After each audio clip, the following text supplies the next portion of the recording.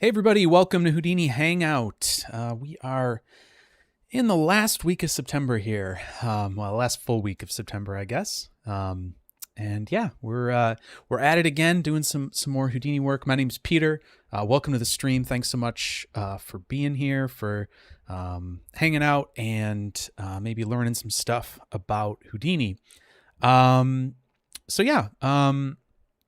plan tonight is to look at some Vellum fluids, Vellum Minimal Solver stuff. Kind of interesting in the last release. There was, hey, Zach, how's it going, man? Welcome. Turn that off so we're not here. Okay. So in the last release, we side effects added kind of a new mode to the Vellum solver, or at least made it more publicly available, I guess. It has always been sort of in the background of things like Vellum brush, things of that nature. However, with this release, brought it a little bit more into the forefront. And hey, Carlos, welcome to the stream. Nice to have you here. And so in this version now, we're able to do some fluid and grains with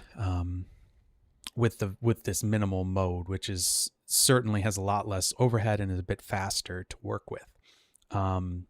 So we're going to play with that tonight and kind of play around with some different things that might go along with that. And I, full disclosure, haven't messed around with this idea that I have here for tonight. So we'll see how it goes. We'll see what happens, see what we get up to. So that's the idea for the stream tonight. Not really sure exactly what we'll get into, but I at least have some reference from the topic suggestions channel, and that is very helpful to me to know what people are looking for and what types of things people are interested in learning more about. So that came from the stream, or from the Discord server. And if you are interested in learning more about the Discord server, you can go to houdinihangout.com, grab a link there, and that'll get you access to it. Hey Mo, welcome to the stream. Nice to have you. Hi Tom, welcome. Good night. Yeah, I'm sure you're in Europe where it's getting late, so thanks for joining us. As always, if you guys have any thoughts, questions, suggestions, ideas, something I'm doing really stupid that I should be doing better, which happens often, please feel free to put that in the chat. Always interested to hear, what you're thinking about these processes that we're going through, and maybe how we could do something better or more interesting, and just make the stream better for everybody. I always say too that, like, if you have a question and you're confused about something, please bring that up, because you're probably not the only one that's confused. You're not the only one that's struggling. Probably a lot more people have those questions. So if you bring those up, that's always great. So there's some of the kind of general stuff out of the way. Don't really have much to talk about tonight in that sense. Let's jump over to Houdini and kind of get started with some Vellum stuff. So what I should probably do first here, let me pull this up. Where do I have it? There, I have it over here. So I had this suggestion. Sorry, I'm just trying to, why is that so hard to grab? That's so weird. Okay. Had this suggestion over at the on the Discord server for something to play around with. So here it is. We've got this fluid setup going here, and I think we're going to have to kind of see how this goes. I'm not 100% sure what is in what I have in mind here, but I guess maybe what could be really fun with this is we can kind of talk a little bit about maybe my thought process in this, and hopefully we'll get to a good result in the end regardless. But just talk a little bit about maybe how I go through this. So the first thing that I noticed when I was looking at this was, some of the comments. Like when I see something like this online and people start asking questions like this, oh, Vellum Fluid Minimal Solver, I'm like, oh, okay, interesting. And they start kind of going back and forth between the author and some other folks. Did you tweak surface tension and density, or do you allow them to randomly allow them to unite? And then he kind of talks a little bit more here about this attribute called phase. And I was like, oh, interesting. That's certainly a really interesting way to look at it. The Vellum solver has this phase attribute that kind of allows you to identify different fluids. So maybe that's kind of where we'll start this and look at some of the phase properties and kind of how that works. And what we could do then is use that kind of to drive this merging behavior, because with the phase allows us to basically set up disparate sections of this, disjointed sections of this fluid in Vellum. So let's maybe take a look at that first. We'll talk a little bit about that, and then we'll see how we can get this to do what we really want it to. So I'll leave this down here. We can kind of mess with that in a little bit. Close that. Cool. All right, so let's do a geo node, and we'll just call this phase exploration. And we'll maybe just call this sim phase exploration. Turn my colors on, purple. Okay, so let's do this. Let's start with maybe just two different volumes that we're going to use for fluid. So let's see here. So we're going to take maybe a box. We'll just do... Yeah, I'm just thinking of how we want to set this up. Maybe we'll just do a match size, do it minimum, and there we go. Now we've got that one on that side of the origin, and we can just kind of play around with this a little bit. Maybe we'll just make it a little smaller like that. Sure, great. And then we can maybe just let's turn this into a fluid. So let's say Vellum configure fluid. Throw that in there. Give it a second to compile the kernel.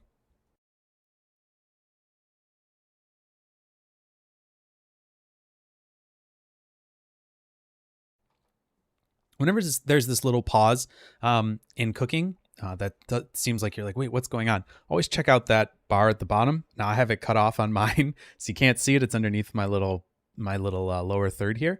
But always take a look underneath there and see if it says something about compiling a kernel, which is what it's doing right now. So we'll give it a few seconds here. Probably take about 30 seconds. There we go. Great. We've got that. Let's maybe just reduce the particle size a little bit. There's our fluid. Cool. Good deal. And basically what we're doing here is just, this is a Vellum configure grain, but we can turn it into this fluid type. There's some physical attributes here, and underneath that we can see phase as well. So we've talked about Vellum a bit in the past. Really what we're dealing with here is mainly attributes on particles, like on points. You can have different setups for how the geometry is coming in, but ultimately for this, we're just dealing with points with attributes, right? So this is pretty low level kind of Houdini stuff that we're going to be working with. And so we have this phase here. So that'll be really helpful to be able to set that up as its own distinct phase. So let's do that. And then let's just do color as well, just so we can maybe see this a bit better. We'll just do, maybe we'll just do a red one, and then I think we'll just do the exact same thing here. It's really all we need to do, like that. And then we'll do this as a blue, change the phase here, and I'm going to change the location of this. So instead of minimum, we'll just do max. Oh, sorry, not that one. Max here. There we go. So now it's just going to be on the other side. Should be able to shift click both of those and then alt click to create a merge here. And now we should have two different fluids that are set up with different phases, and that's good. Cool. And that should be all we really need to be able to kind of start this process of these two different fluids. So there we go with that. Let's do a Vellum solver. Yeah, we can do the minimal one. Might as well start out with that. And so right now it's going to have to do some compiling, and we don't have constraint geometry sources here. So let's just take a look at that. So we do have points. Actually, did I not really think about that? Oh, there's points there, but that's not really much of anything. But what we can do instead is we can take these and let's just do a Vellum pack. It's a nice workflow. We'll just do that. Vellum pack these both. Grab that. And then we'll do a Vellum unpack. Now, the minimal solver is going to be a bit more particular. It's going to be a bit more, it's going to need some certain things, like it needs certain types of collisions and stuff like that. But let's do this and see what we can set up here. So let's just, so there's our collision geometry, and I'm pretty sure, yeah, so self collisions are off in minimal mode. All right, let's do this. I'm gonna make a, maybe a box to hold this in. So we'll see what sort of comes up with this. So, all right, let's do a box, another box to kind of hold this, and we'll do a match size here. And we'll set that to minimum. I'm going to select the polygon mode and delete that. And then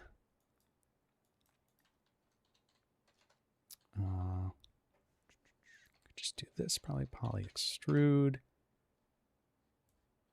all of it. There we go. And then just extrude it a little bit, output the back.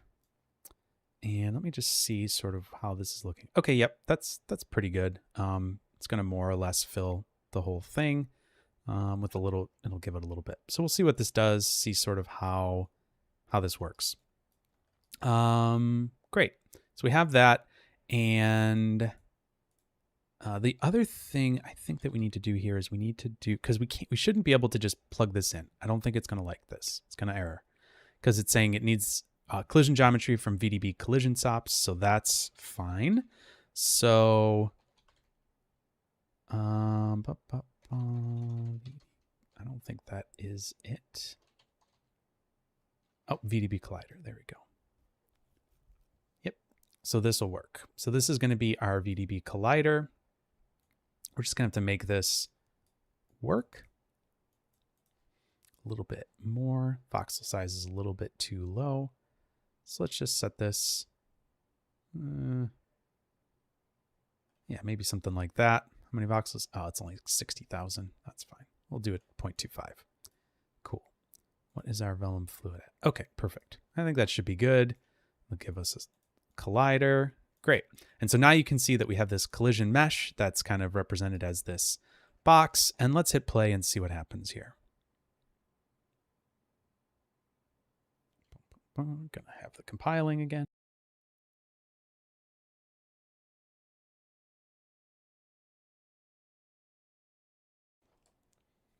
I'm sorry, not again. We didn't compile this yet. So this is the actual solver compilation of the code. So that's going right now. We'll give that a second.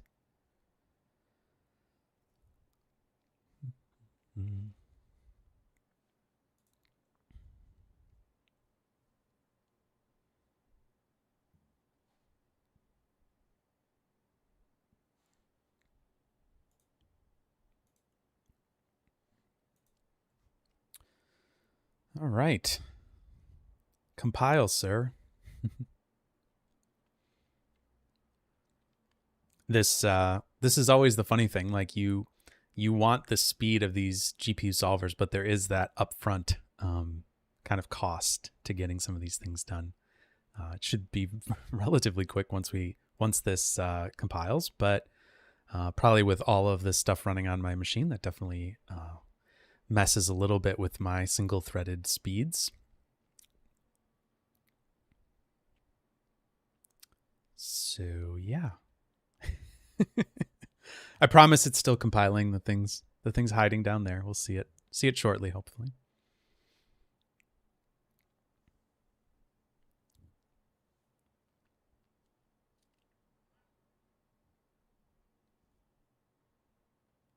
So, all right, accessible. Good question. What's the difference? So the minimal solver, as you can see, is I think highly optimized on the GPU, and so it doesn't have the ability to do much beyond grains and fluid at the moment. I don't know if there's plans for other things in the future, and if I did know, I'd have to kill you if I told you. Just kidding. All right, there we go. Yeah. Okay, so now we've got something going here. And it does look like they're holding their own pretty well. We're getting some mixing at the bottom. But let's try playing around with some stuff here. So now if we let's see, if we reset this and just hit play, should be nice and fast. There we go. Getting like 10 frames a second here. So the difference is really that you can't do anything with I think with real constraints. I don't think you can do any of that stuff. Like anything beyond just points, you can't do. So just something that's pretty much the I think that's the main limitation.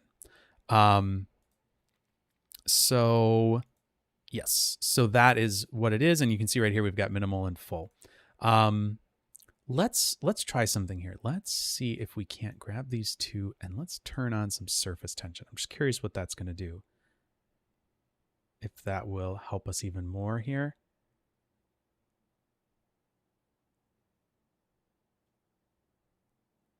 Let's see. Maybe that and maybe a little viscosity. Yeah, no problem. No problem at all.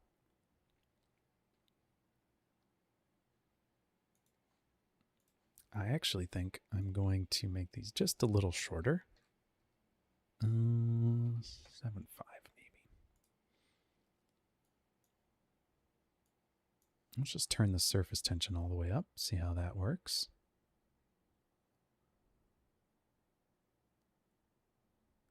Yeah, that looks pretty good. Now, another thing to remember here is that we are having some of this stuff happening down here, I think is mainly due to the collision. So I don't think we'll run into that. Way better on Twitch. What does that mean? What's way better on Twitch? So Zach, your question is, do you have to set surface tension per Vellum fluid node? If you're doing separate phases, yes. Now,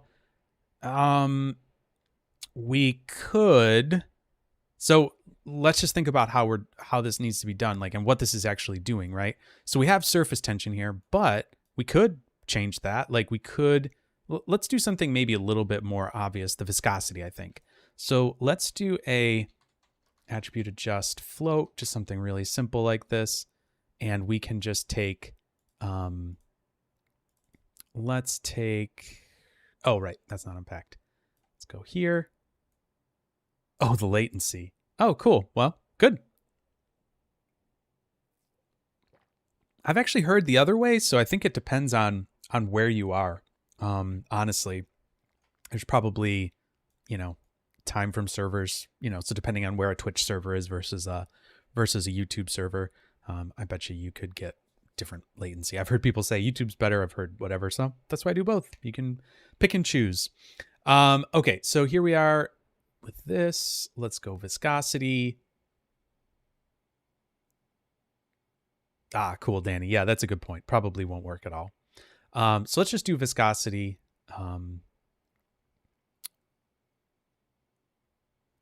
And let's grab, we'll just do a multiply, or no, sorry, constant, change this to multiply, just do 10.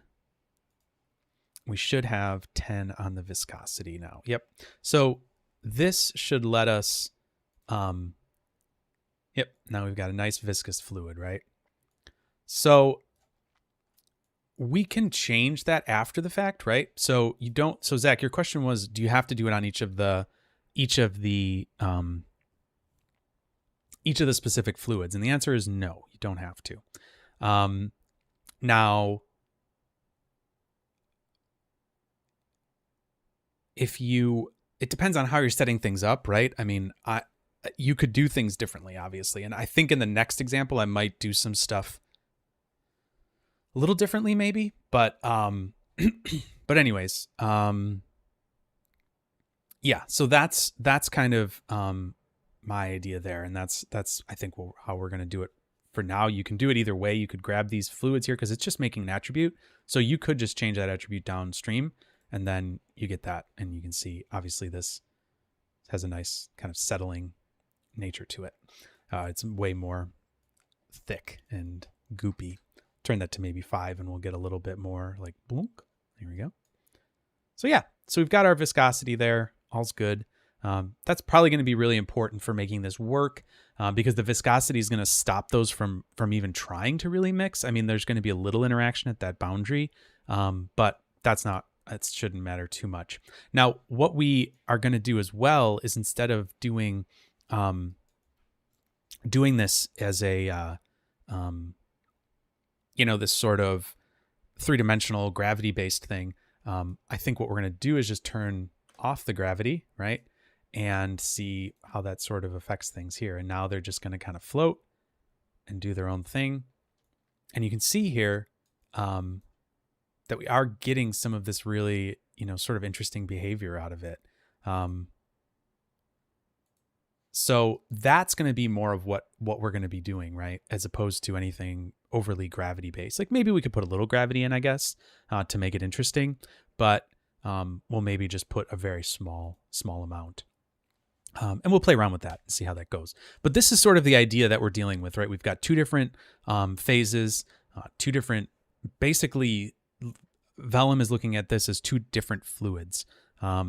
In its computation. So there's going to be some setup, some differentiation internally between those 2. And I think what we'll do then is we'll take those separate phases and eventually merge them back together because we'll do that within the solver though.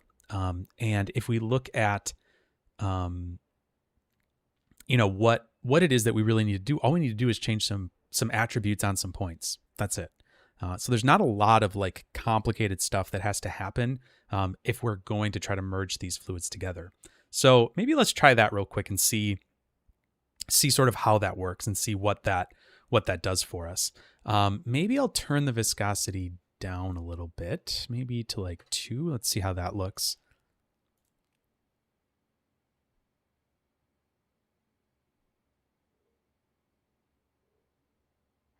Yeah, that's pretty nice. All right, so let's just look at what we might have to do here. So,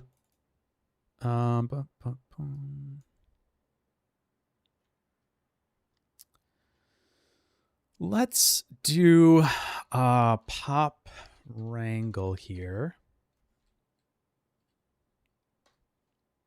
And really all we need to do is set the phase equal to the same thing. Now, in this case, we just have 2, and I'm just going to set them all to the same phase. And we'll see kind of what happens here. But the activation, maybe we'll do this as $F greater than, I don't know, 96 maybe, frame 96, give it a couple seconds and then see what happens.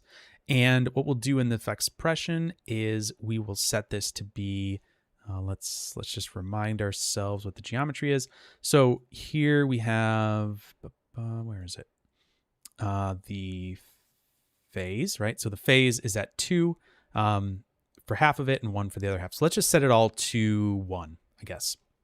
So let's say I at phase, since it's an integer. So let's do I at phase equals 1, and that excuse me, that will just make sure that once this activation happens, the phase for everything will be 1.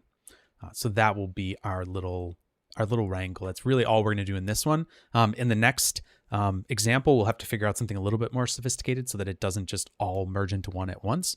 So let's see what this does. Not sure exactly how this will work, but we'll see.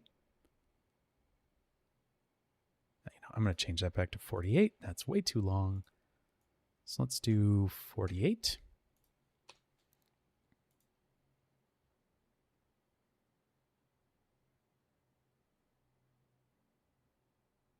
Okay. And now the thing that's interesting here is that they're basically just touching each other. So there's not a whole lot that's going to happen. I wonder if we turned the gravity down and looked at that. The other thing I should probably do is let's take a null here. We can visualize that it is working here. So let's grab our I, look at phase. Let me change the background here to, hey Athens, welcome to the stream. Nice to have you. And let's just change the point size to like 6 or something. There we go. All right, let's try that, see where that gets us. So we have these two phases there, and then there we go. Now they're all the same phase. So let's see if we do this gravity to 0. See how that works. Let it play here. Let it drift apart.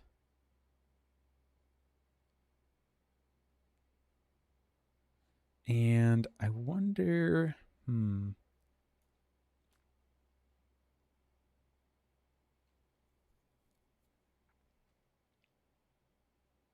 interesting.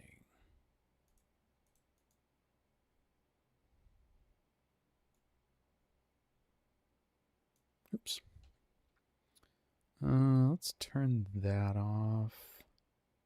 Actually, you know what? Let's just do the surface tension and let's up this a little bit here, maybe a little more. Oh, that's a lot more resolution. Let's try that.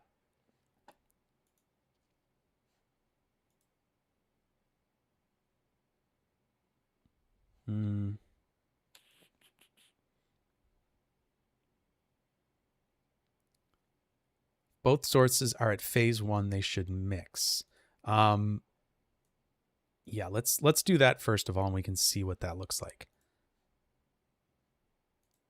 Oh, interesting. They are pushing apart. I wonder if that's because of them being on top of each other. Could be. Let's see here. Let's just give this a little offset. Okay. What is the size of this? Let's just give it a little bit.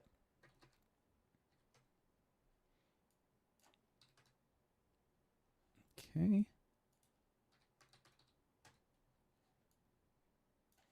I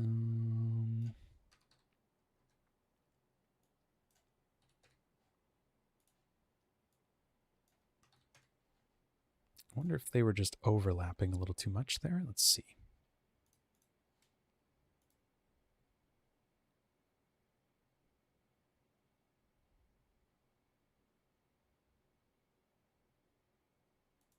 All right, let's do one more thing here. Let's do a pop wind. Let's give this a little something. Let's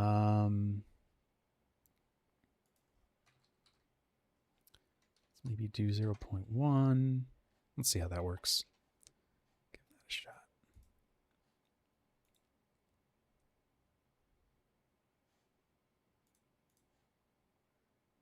All right.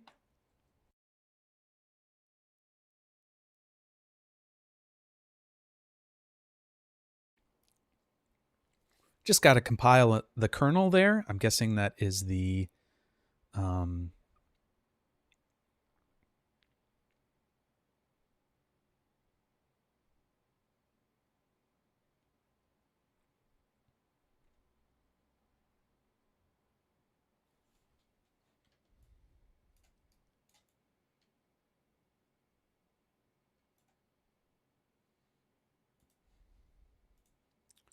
Bum, bum, bum, bum, bum. All right, let's see here. I'm just going to turn this on just for a second. Just want to make sure that this is actually doing what I want it to here. I do know that there's something with that repulsion weight, and I'm just trying to remember exactly what that is. Not getting enough force there, so let's up that a little bit.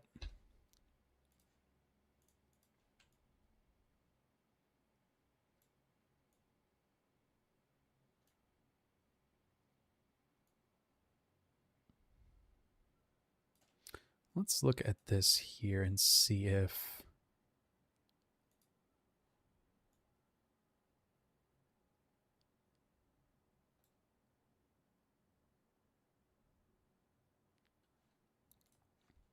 all right, let me up the wind a little more, and let's maybe turn the swirl size down a little as well. Just want to see this start to really see if I can make it mix in some interesting ways.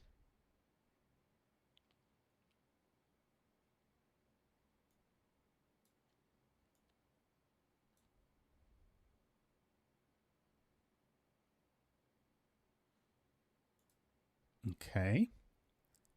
So let's go back up here. So what I had turned on there was the repulsion. Oh, I realized I didn't have those both selected. Okay.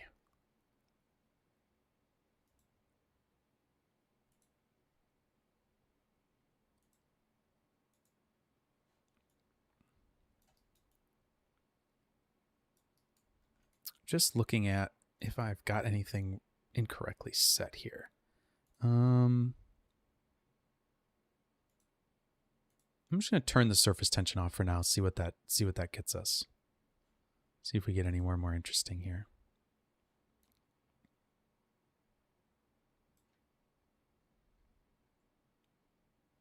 Oh, and this probably needs to come off too, just in case. I don't know if that's actually on or not.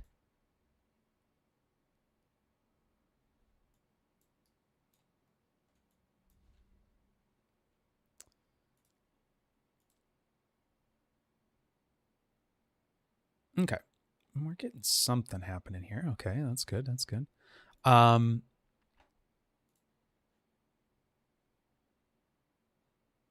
So let's just see. If we set this back, see if we get any different behavior here.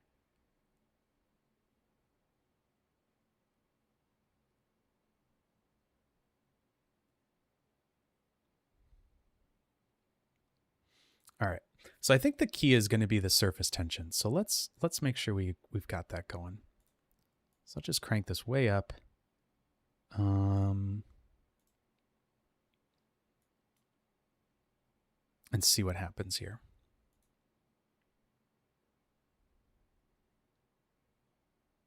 I'm going to turn down that force now, or maybe just turn it off strictly.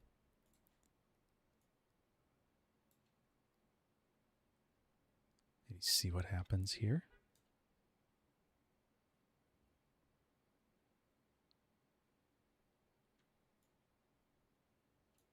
Okay. Let's do this. Let's change this from viscosity to surface tension. Change this to like a 5 multiplier, so we'll have a lot of surface tension now.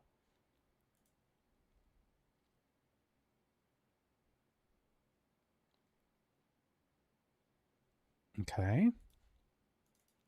Let's go up to 10, see if we can really get crazy here.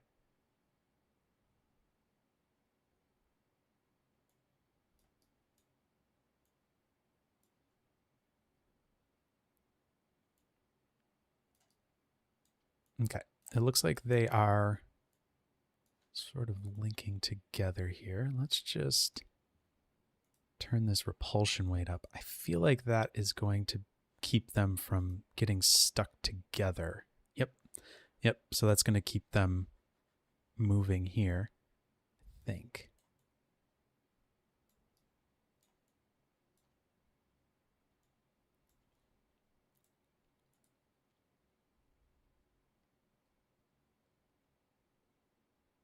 Okay. Let's just see what happens if we really crank that up.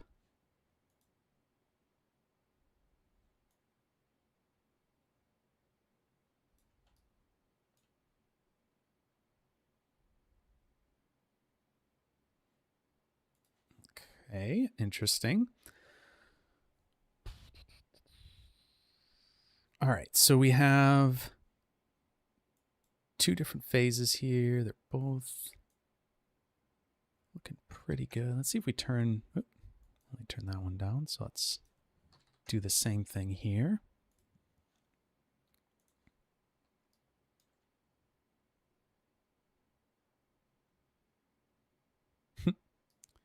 Had one particle go flying, interesting. All right. So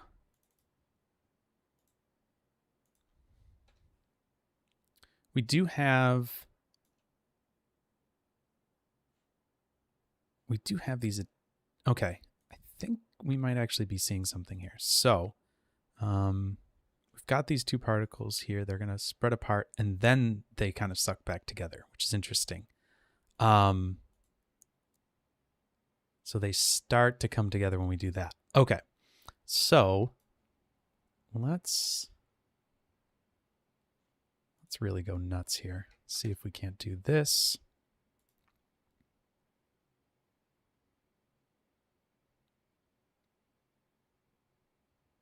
Yep, there we go.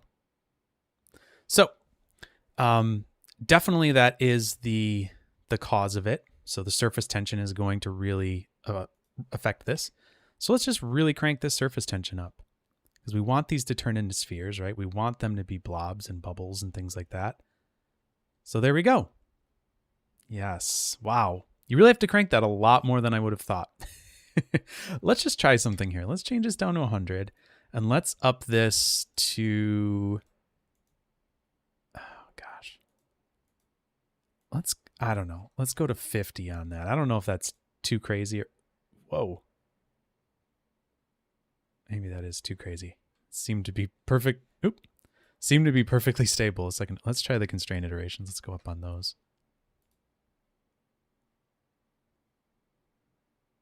I mean, I'm not sure anything's really changing here.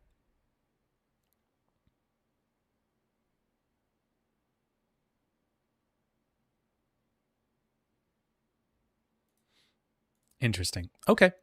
Yeah, so surface tension at 10,000 apparently. But it's really doing the trick.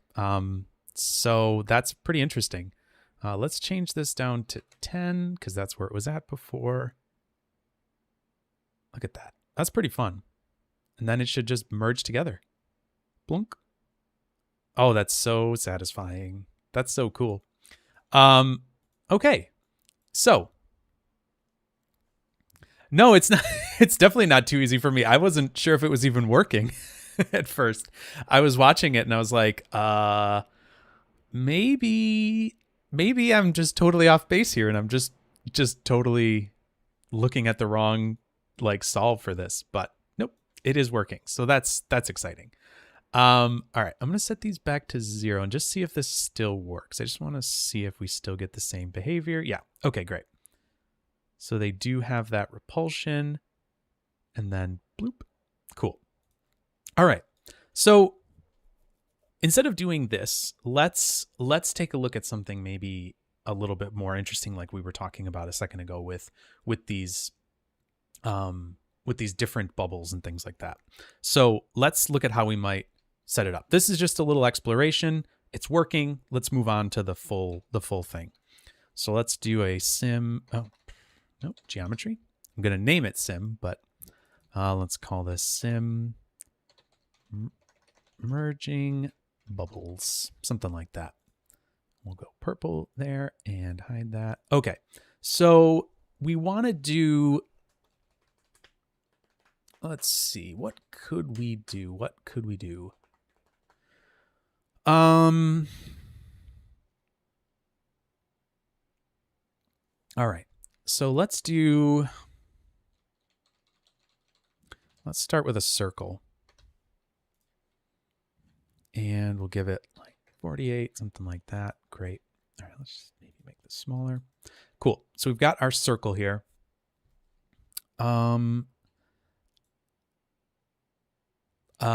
Let's. Sorry, just trying to think of exactly how we might want to do this. Let's do the. Okay. I just keep going around here. All right, let's do a tube instead because we're gonna make this have thickness, right? So let's just do a tube. Let's do it on the what axis is that? Z-axis. Polygon. Yep. End caps. Great. Let's make the height somewhat small. So maybe we'll do. Nah, even less than that. 0.125.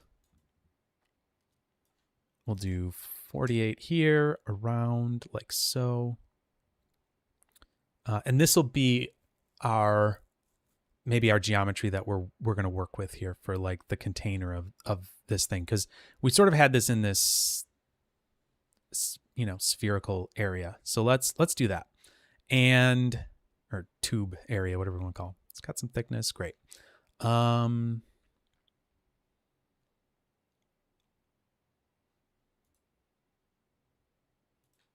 So what we could do is do a circle as well, maybe. Oh, what did I do? I'm getting a sound there for that? That's so weird. Where's that coming from? I'm getting a sound in my ears. I hope you guys aren't hearing that. So, okay. So we've got this circle here. Let's, I'm just going to link these together in case we want to play with that. I'll paste the relative references there. And we'll also make sure the columns match up. The reason I'm doing this is because I think probably a pretty easy way of doing this would be to use a scatter on the circle. And maybe we'll do like bonk bonk. That's so, I literally don't know where that's coming from. That's the funniest thing. Apparently my caps lock has a sound right now. Beep boop. Maybe it's this key visualizer thing that's doing that. I have literally no idea where that came from. That's so funny. Okay, so let's do this. And let's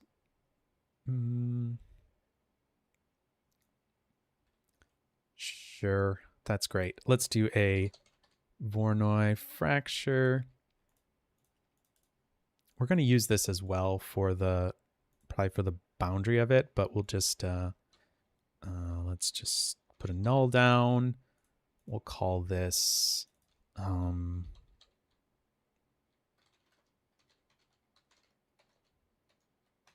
just call it the container because that's what this is going to be contained within. Here's our Voronoi fracture. We should be able to maybe do a piece name here. Let's see. Yep. And that is going to give us piece names. Oh, yeah. So those are numbers, and we can just say,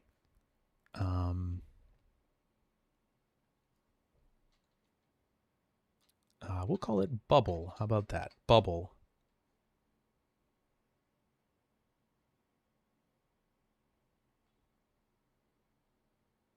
What? Attribute name prefix. Okay. Well, I don't want an attribute name prefix. That's funny. Okay, never mind. There it is. Sorry. I'm like looking at stuff down here. Yeah, so Danny, you're asking about having those bubbles and wanting to merge them together. What my plan is going to be is to give them obviously all different phases so that they're all behave differently. Give them a merge frame number randomly, based on, you could make that however you want. And then in that solver, instead of it just putting it all to one piece, we will look and see like we're going to loop through all the points, right? So if the if the certain value is the frame value is less than the threshold, like this merge value, then if the frame value is greater than that merge frame value, then we will set them to be all the same phase. So that's my plan as far as how to do that. But yeah, I'm the giving them phases will be before we get into the simulation, because we want to set that initial condition. The merging will happen in the solver. So that's the plan. Okay. So we've got these pieces here. They have that. Let's call this bubble, whatever. And let's actually give the piece a number. That integer value will allow us, we can use that for the phases. We probably need to offset that by 1, because I think we want to have phase 1 be the first one. Not sure the reasoning for that, but that's what I'm pretty sure we're going to need. So cool. All right, let's take that and see if we can't do a vellum fluid. Let's see if we can, what we can do with this, because I think there's a piece attribute here that's very sparse. Okay. Let's see here. 0.25. How's that look? Nope. 0.1. Yeah, I think that'll be fine. All right, so we can define pieces. Let's see what that'll do for us here. From attribute piece. Oh, interesting. It is actually breaking these up by pieces. But that's okay. It isn't transfer piece attribute. There it is. Great. So now we have the pieces there. And what we could do is just add that to the phase, because that will be all we need to do. So let's take a look at this. So this is pretty cool. You actually, this is probably the smartest way to be able to set up these fluids, is to actually have them coming from geometry that has a name or a piece attribute for it. And then that way you can use these together to do a few different things. Like you could just, you could section your geometry pretty easily here, or do a bunch of different things. But having that attribute is going to really help. So this way we don't have to have multiple, vellum configure grain nodes, and have those all working, merging and doing all that crazy stuff. So this is kind of a nice little thing to have here. Let's see if we turn this off. There we go. We can see that there are those borders there because it's treating them as separate pieces, and it's kind of oversampling at those edges, but that's fine. It's going to smooth itself out anyway, so that's not really a huge deal. The nice thing about this is this will give us one control. So we can just set this to be 10,000. I think that's what we had it at before. I think we want the repulsion weight. Let's actually try it without it. Just see what happens there. Not sure. That might make it... let's just see. And... yeah, so that should be good. Let's now merge these together, right? So let's just do a point. Sorry. If I can type, point wrangle. There we go. Let's grab a point wrangle. All we're going to do is we're going to take, we're going to say I at phase plus equals. That means add this to it. And we'll say I at piece. And that should do it. So now we can see that our phases are going up like that. If we turn our visualizer on, we have our different phase pieces. And let's do, I think, yeah, Vellum Solver Minimal. There we go. So let's just grab these, not that, put those in. Let's just see what happens here. Let's turn our gravity off. And cancel. And let's just see what happens here.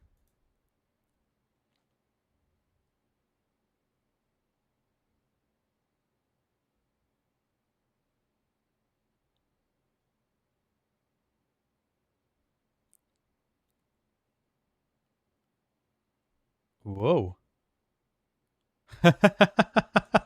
Maybe that's too high on the old surface tension. Let's see. Maybe we went too high.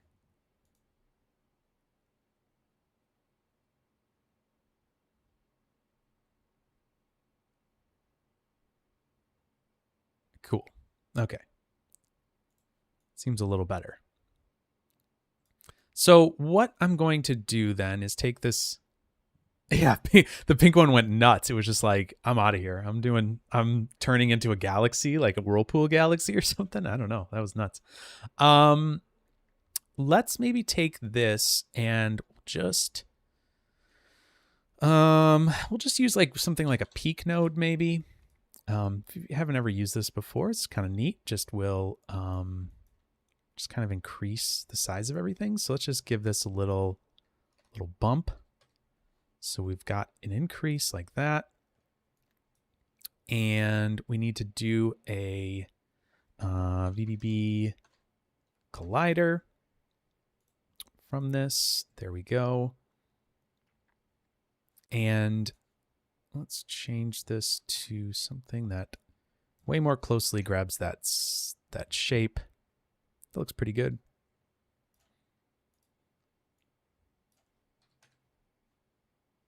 Let's just see. I just want to see how much this is here. Oops. I don't think those are new. No, I don't think so. But don't quote me on that. I'm not sure. Let's maybe not even that much. Maybe just a little bit like that would be good. Cool. Because these are going to try to contract and things like that. So let's just do this. Let's do a pop wind in here. Start getting some of this stuff going. Let's give this 0.5. We actually do want a pretty big swirl size here. So let's try that. And the other thing we need to do here, obviously need to wire this in. But what we need to do is actually invert the SDF. The reason for that is that we don't want this to be the collider. We want this to be a void, right? And have everything else kind of be a collider outside, push it away. So when you invert your SDF, you're going to basically change the direction that surface is going in, right? Normally, you kind of look at the surface as like pointing out. Now it's all pointing in, right? So let's also turn the friction down. I just don't want there to be any friction on that at all. So let's do that. And yeah, let's see what happens here. I don't think I want to see that collision for right now. So let's just see what happens.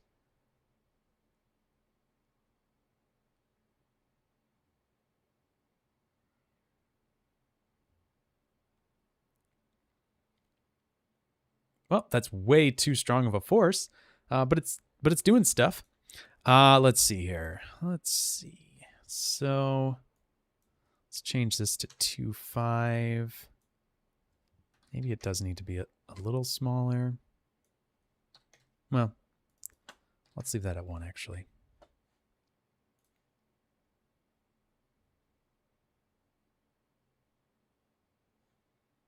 Nope, not enough movement. Let's do that.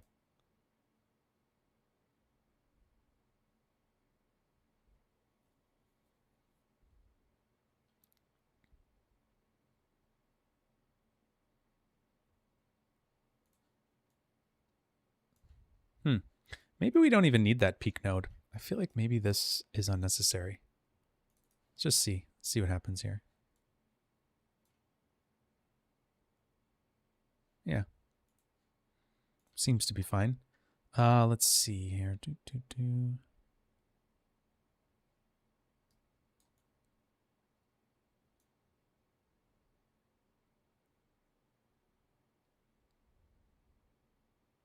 That's pretty cool. It's really doing it. That's fun. Gotta be honest, I wasn't sure how well we'd be able to get this to work, but it seems to be working.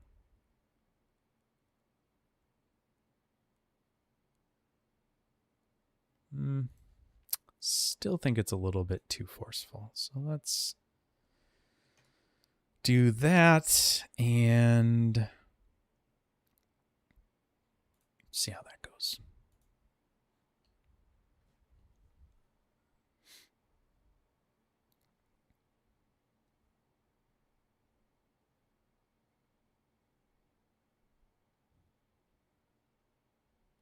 Well, yeah, we could definitely do the bubbles. So the bubbles, I think, are going to be interesting. And we'll get to that in a second, actually. I think that could be kind of neat. Yeah, we'll look at that in a second. I have some ideas for that, but not totally sure exactly how we'll make that work, but we'll see.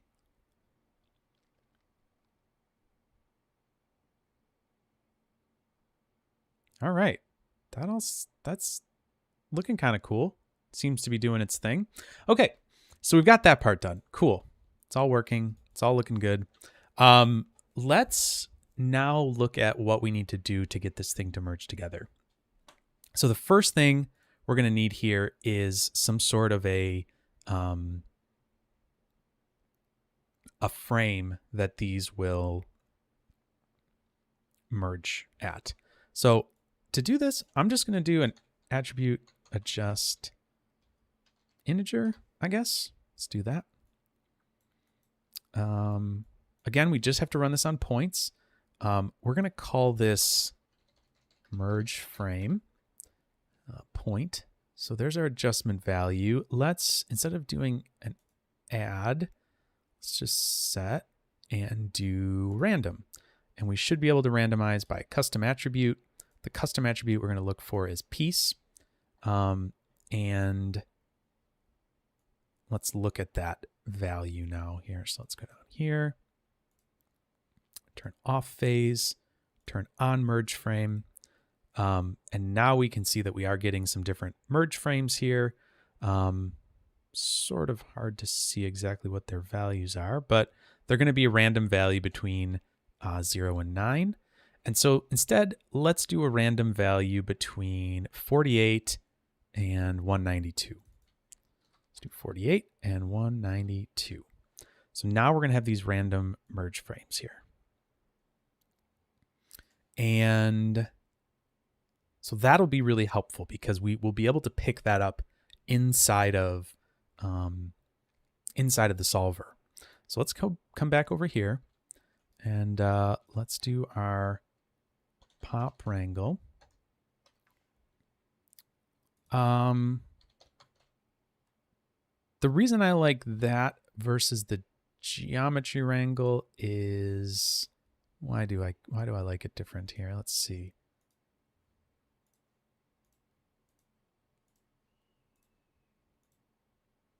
I guess it doesn't really matter. I don't know. It's just particles, so just seems to make sense. Anyways, so let's think about what we need to do, right? We need to grab the merge frame, and we need to grab the current frame, compare those together. And then if the current frame is greater than the merge frame, then we set it to be equal to the phase equal to 1, I think is our best bet. So that is what we're going to do. So let's do an if statement. If at capital F frame, if frame is greater than, and it knows what this is, so we don't have to explicitly say that has an I, greater than I at merge frame, then what we want to do is set I at phase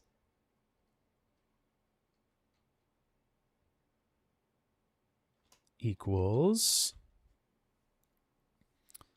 to 1. And so let's take a look at that. So let's go back over here. Let's turn this off. Let's turn phase on. And let's see what happens.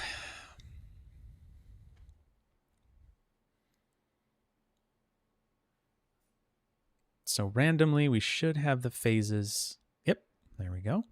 Now, if they're not the same phase, they're not going to merge together. So that's going to be a little tricky.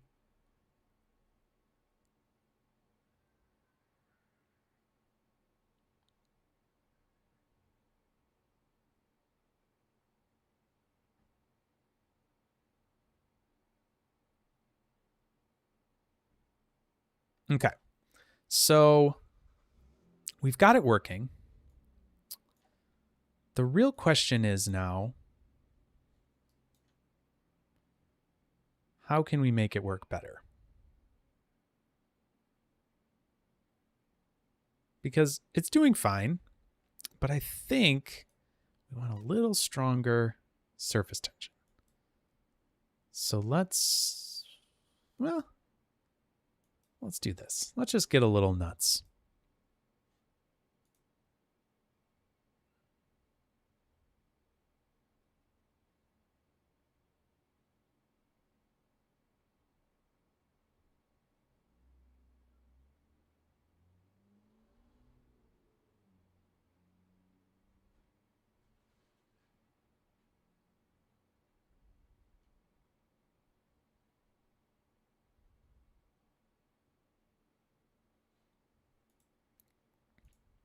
All right, we're getting somewhere, I really think this is going to be good. So let me actually just look at something here, because this one didn't freak out.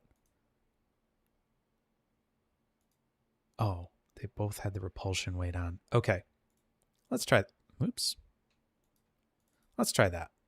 So we did have repulsion weight on, so let's try that out and see if that does any better for us. See if that stabilizes it a little bit. It might.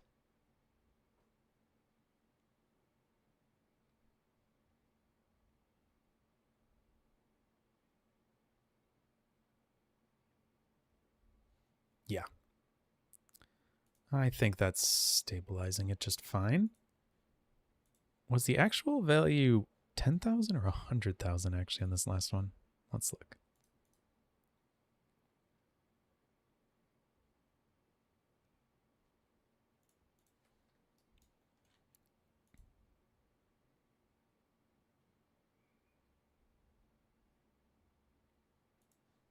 Okay.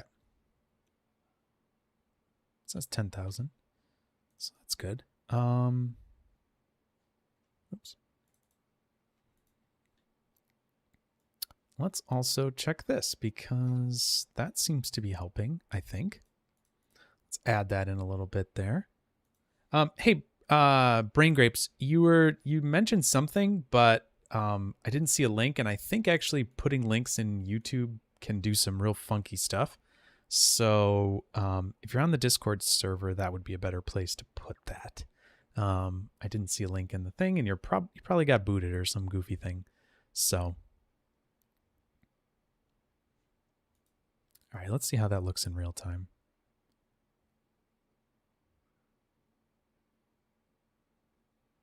Not quite. Not quite. Ooh, do I dare? Do I dare? Let's just set that back to 1.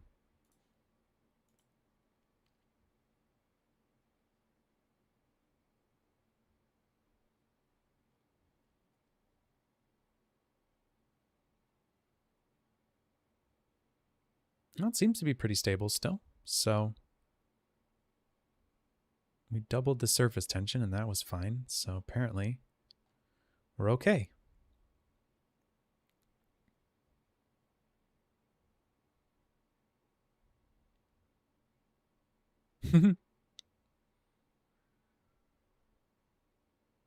Yeah, it seems to be good. Blunk. Cool. Oh, that's just fun. That's just fun. There we go. Instagram. What do we got? Oh, man. So Brain Grapes just sent this over. Oh, man.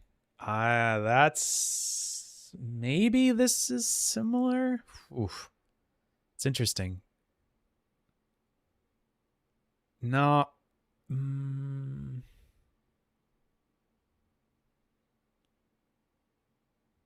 Man, that's definitely fun. I'm I'm guessing it's similar, to be honest. I can't say for sure though what method they're using there. I'd have to that's really fun looking though. That's really fun. I like that. Okay. So GPU's crying just watching this. It's actually not, I don't think it's really taxing anything too bad. Let's see here. I'm actually going to push this a little further. I feel crazy. I feel like that surface tension is way too high, but let's just see. Oh no, we're getting some weirdness on those surfaces there. Yeah. Okay, we definitely hit some sort of limit there. Unhappy. Oh, I love that. That's so fun. Yeah, that pink one's pissed. Look at it. Oh, it's so mad. Related to the foam example, does NPM allow for different sized particles? That's a great question. I don't know the answer to that. I'm sorry. I actually don't know. I'm not sure. I'm not sure if it allows for different size particles or not. I'm going to say I kind of don't think so. Now, Vellum certainly does. In this minimal solver mode, I don't think it does. But in the regular mode, it does allow for different sized particles. So that would be a way to do that. But I actually don't think that that's what they're doing in that solver, to be honest. I think what they were doing. Oh, that's so cool. Oh, thanks, Tom. You're working with Sergey right now. Oh, that's so cool. Well, tell Sergey that's awesome. That is a really nice looking solver. So yeah, tell him great job. That's so fun. Yeah, I'm guessing it's something sort of similar to this. Maybe it's Vellum. Maybe it could be yeah, I don't know. Could be something else too.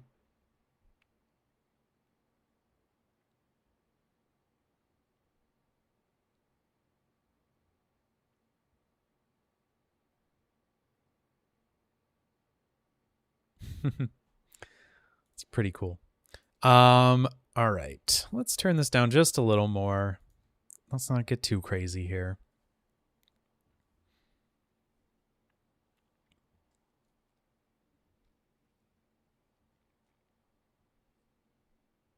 Just gonna just enjoy the sim for a little bit here.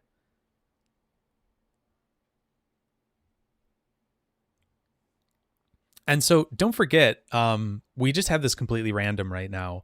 You certainly could use other methods to set up that. Oh, interesting. Yeah, flip. Yeah, flip makes sense too. I mean, you can do a lot of like interesting like viscous stuff in flip, and it's going to have that a lot of nice flow. And in fact, NPM is an extension of flip, right? So, if you were using, those two have very similar kind of legacy stuff.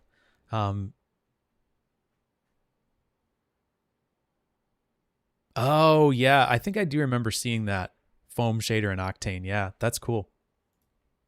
I always love like really interesting shaders like that. I feel like foam and like even like snow can be really tricky to get right, and I just love seeing cool shaders like that. So just a reminder here that this is completely procedural, so we could change this to 20, and this will give us 20 bubbles, and then it's all random. So we're gonna get random bubbles here, and it's just gonna do its thing, So this is completely a procedural system, top to bottom, really.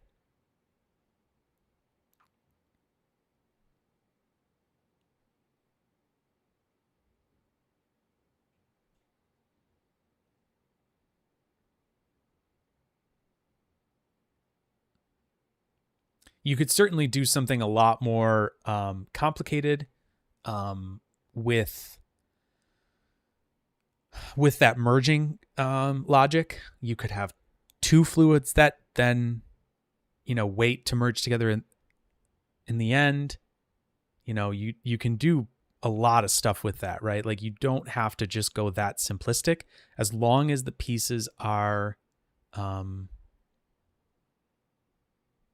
as long as they're the same phase number, you should be fine.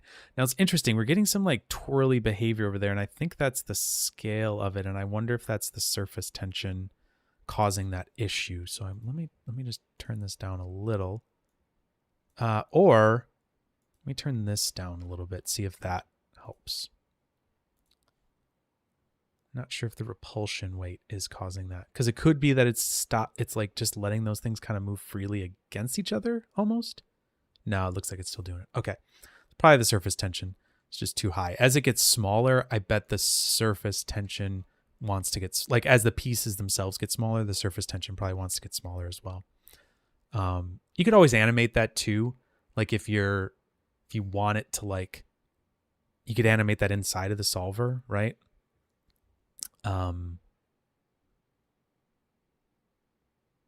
So yeah, I mean, lots of options. I'm just going to leave that, actually. I think it'll be fine. What was it at? 15,000? Okay, cool. So we have that there. I'm just going to let this sim out.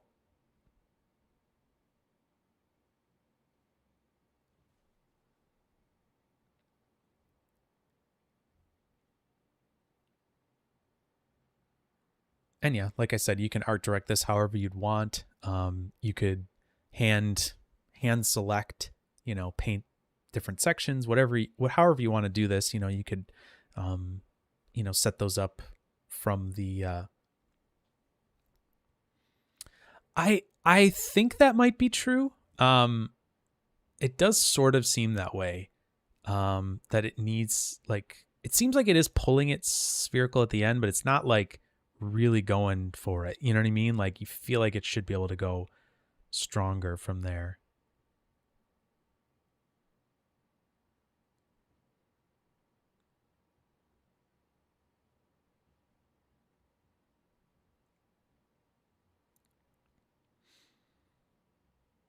That's super fun. I'm really glad this is working out. I think this is a really cool one. Okay. So just trying to think if there's anything else we want to really do right now with this. Let's do this. Let's do a Vellum IO. I'll just cache this out to disk. We'll call this bubble merge sim. Put this under my sim folder, or make a sim folder for it. I usually just like the base name to be a little shorter. And I'll let that save to disk. It's a big save. Cool. All right. So we have that.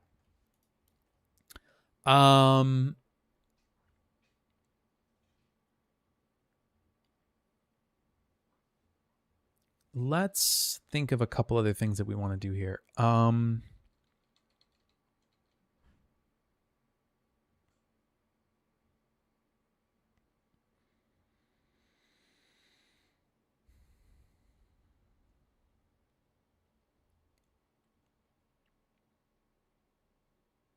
just thinking here.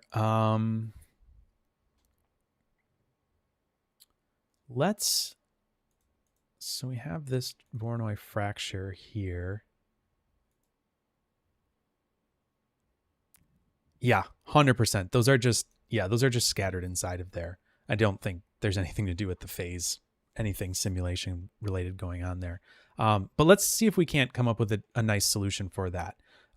So let's do distance from geometry, I think. Let's do that. So let's add it to this and grab this. And distance inside geometry, distance from surface, I think is, oh, right. That's not going to show up because those are particles.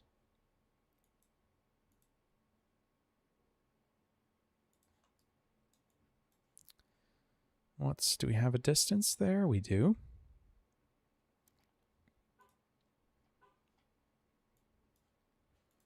Okay, so I think that's just a little too small. So I think if I hit hold control on that, it'll bring up distance, or it'll bring up the visualizer. So that's a nice little new thing. And let's just say the minimum is 0.1. Okay, there we go. So now we can see that we actually have this distance attribute. So let's make a group out of these, and then we can copy that group. Oh, will we have ID from these? Shoot. I don't think we will.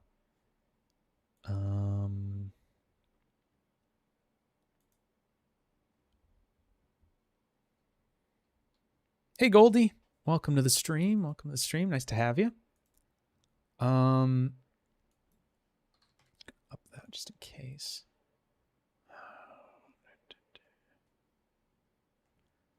All right. I don't think there's an ID coming out of this, unfortunately. No, there's not. All right. So let me just do that real quick. I'll do an enumerate. And instead of an ID, I'll just use this index here on the points. I'm going to need to run this again, but that's okay.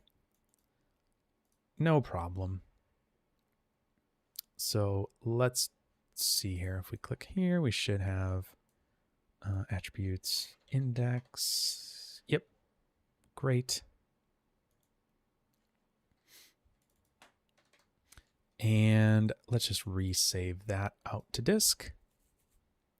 Give that a second.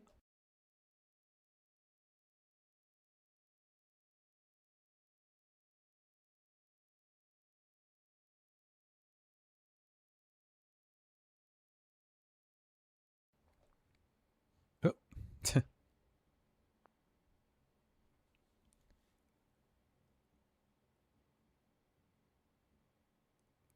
How come I used an enumerate?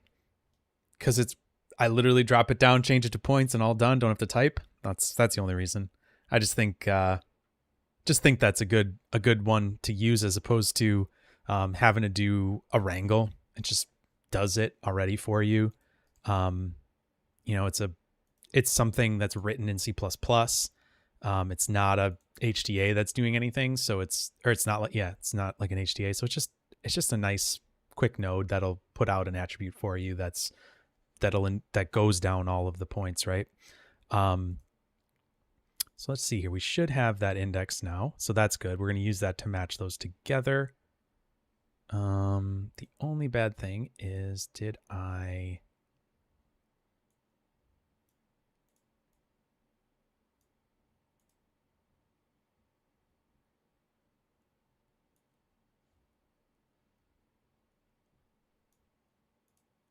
Geometry. Oh, okay, it is there. I just missed it. Oh, there it is right there. Index.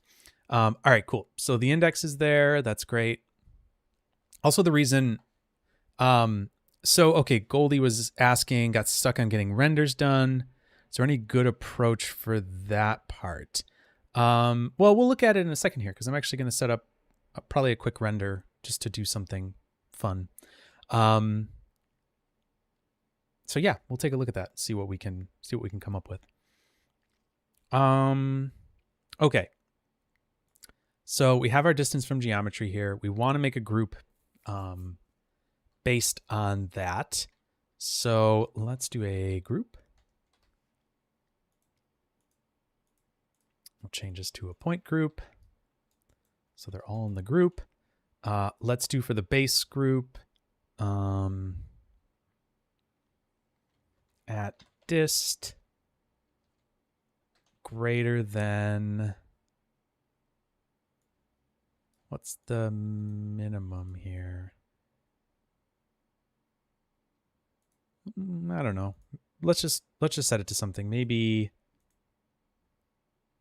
0.0. Let's do 0.01. Let's do that. 0.01. Okay. That's pretty good. That looks good. And then we can keep by random chance, enable that, and then we'll only save a few from there.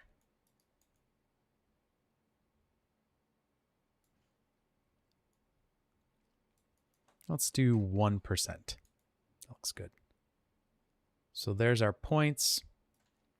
If we take that and then this is still cached, so we can just do a group copy.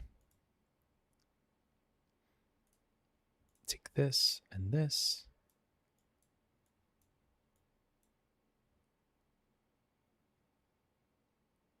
Oh, actually, you know what? I don't know why I'm even doing this. It's kind of silly. I could have just put this here. We'll run it again. It doesn't take long. So let's do, hold down A and do that. Because why not just have the group actually on there? Kind of curious here. Oh, the name of this, let's call this bubble points, maybe?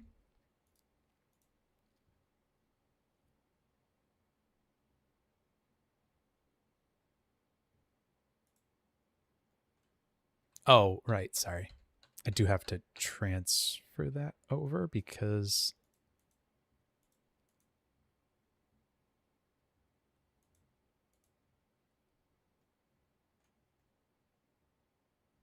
why is that not?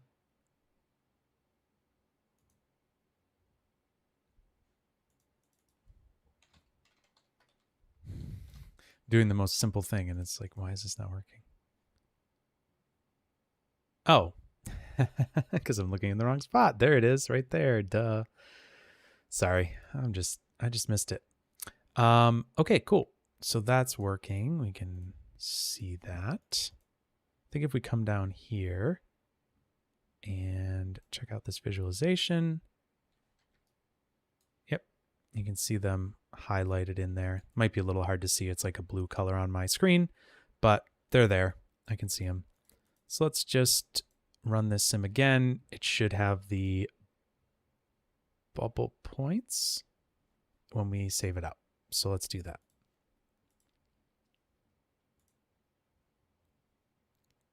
So I've done the shrinking cloth getting wet and colored, for example. Shrinking cloth getting wet. Was that the logo one? Like where I used the logo to do the shrinking cloth, Goldie? Or Gold?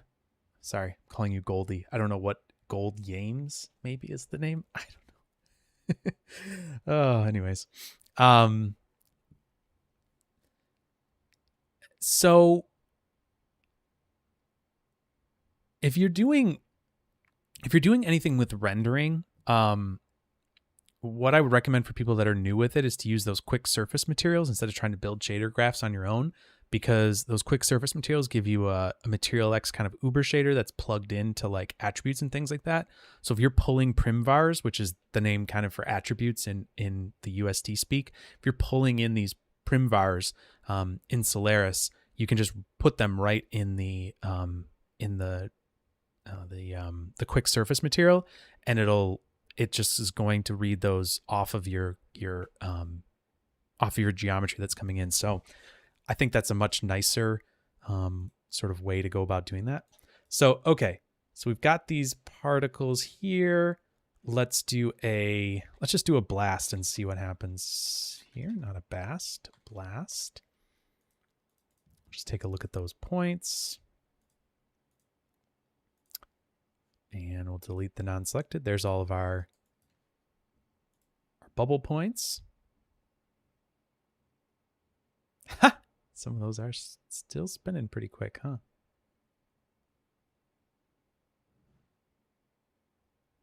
All right, I guess maybe I need to turn it down a little. Too bad. I do like it when it's a little bit more forceful. Also maybe... Oh, you know what? I kind of wonder if doing this will help. Just out of curiosity. Let's see here. I'm just going to bypass that and we'll just look at this here.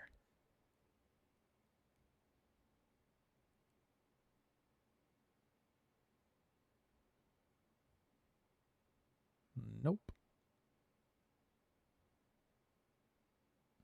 Oh, one more thing. Let's just think about this. Maybe a little friction on the walls.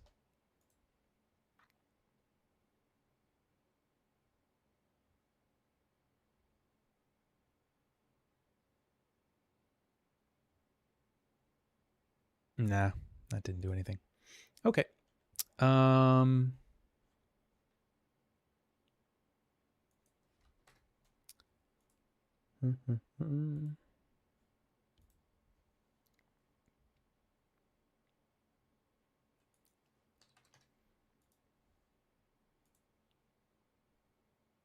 going to try a few little things here, see if that'll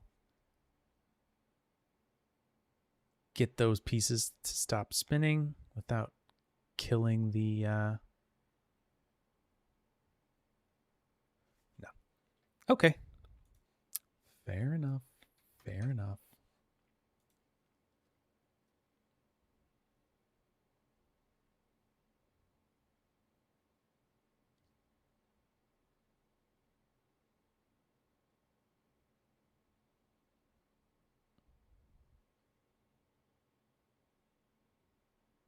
Oh, yeah. Good point.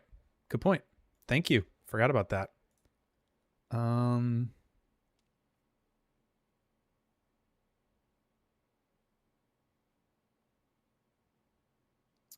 Yeah, let's go to 10 on that. It shouldn't really need to be much.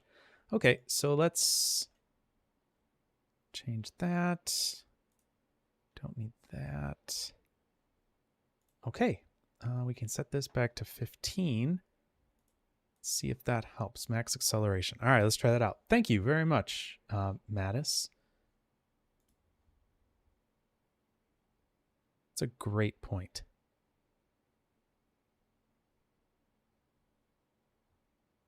All right, we are getting some major movement there, but what is this?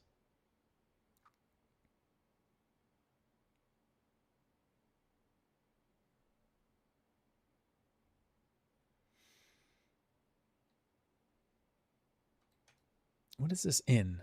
Meters per second? I'm just going to turn that way down, see if...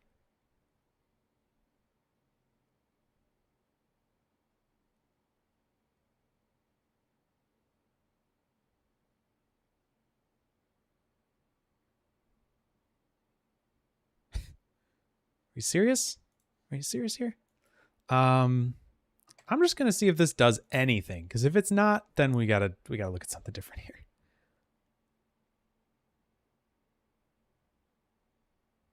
Okay, that does not seem to be doing anything at all. Okay, so let's see if we do that. Limit acceleration on...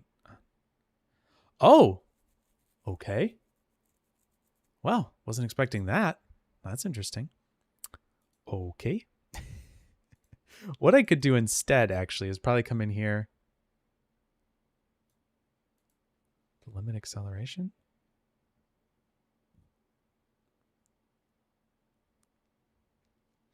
Oh, yeah, that was...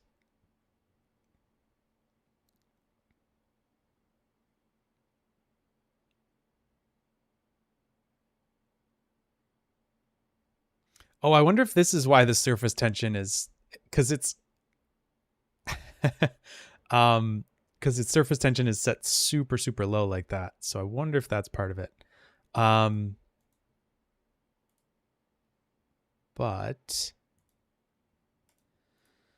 Let's just... No, it's okay. No problem. Yeah, pop drag. Exactly. That's what I'm going to do. Do a pop drag here. Or is there a pop like speed limit? What is the difference between these? Soft limit. What's the difference? What's a soft limit? I don't know what that node does. Give me a moment. Spongy boundary. Huh. Okay. Guess I never saw that before.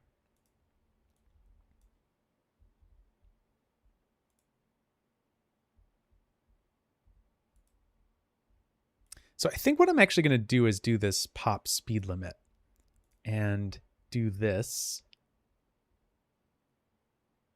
Let's see. Let's see what that does. See if that gets us anything going here. It's a little easier to tell if it's spinning with looking at these things, so that's what I'm going to do.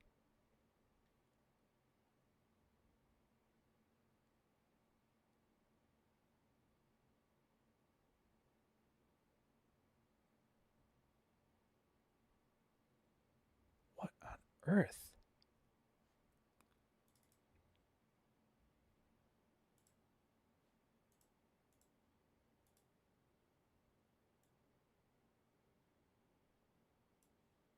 How about the tiniest max speed limit? Well, this...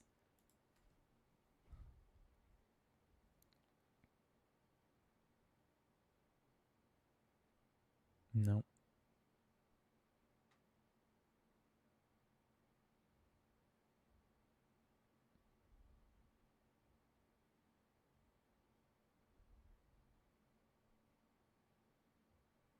Man, that's a bit of a bummer. Okay. Can we turn this down? Will that do it? I don't know. I don't know.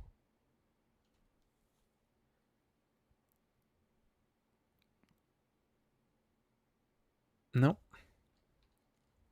That is so weird. That is so weird. Oh, no. Okay. I have this off. I was going to say, is it this? Is it, I have it going through that and it's, no, that's right. All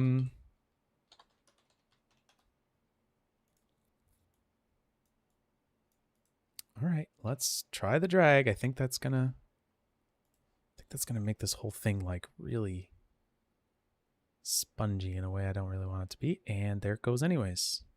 Sorry, I'm looking at this one right here. Just starts going nuts. All right.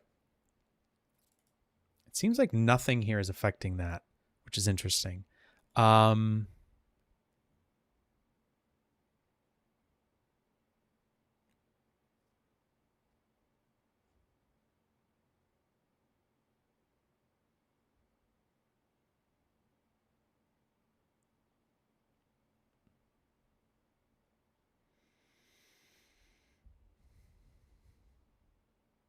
Just thinking here, seeing if there's anything in this fluid stuff that might be causing an issue.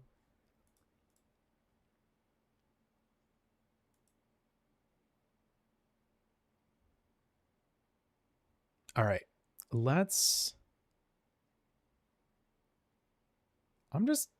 kind of curious. What if we honestly turn that down? Nope. Let's do 20.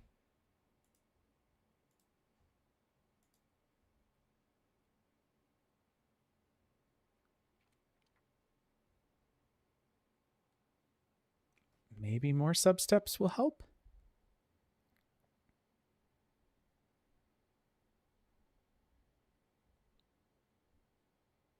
Yeah, I did the pop speed limit, spin max, minimum isn't gonna change anything. This actually seems like this helped. Interesting. Huh. Okay. All right. Well, there we go. Some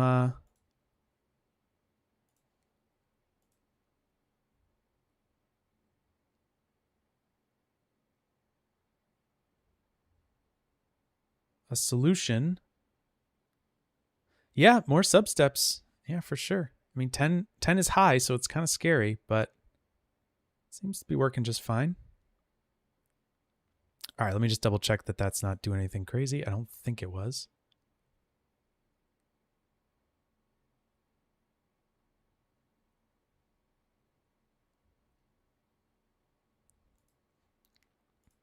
There's a little something there, so let's just go a little higher with it. Obviously, this is going to lose some of our speed gains we were getting with the minimal solver, but we are doing some kind of weird stuff here, so that's okay. We're doing some pretty yeah, it is weird that 10's not enough, but this minimal solver is very different from the standard sort of Vellum solver concept. So I do remember that more substeps were helpful. I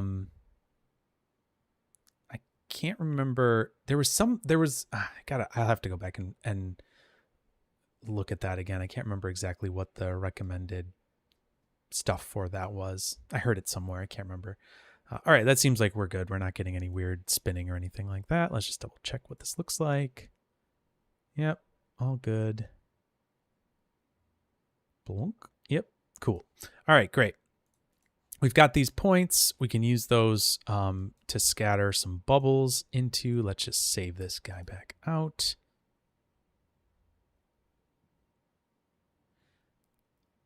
Yeah, that's a good point. Yep, it's an XPBD. Yep. So what that means is this position based dynamics, I think, is what that is. And so the idea there is that we're obviously operating on all these points as the actual simulation, right? And in this case too, we don't have constraints to be able to help us out with anything. So we're kind of just at the mercy of the attributes that are on these points. And yeah, just needing some more substeps, I guess, is the idea there. Also, just our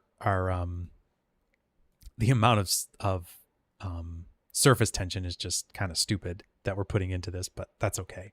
I'm not overly worried about it.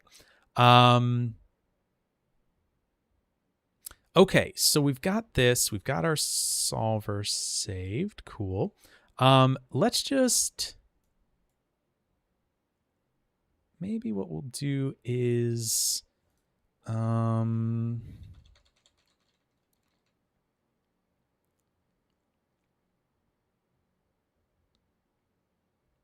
just trying to think here.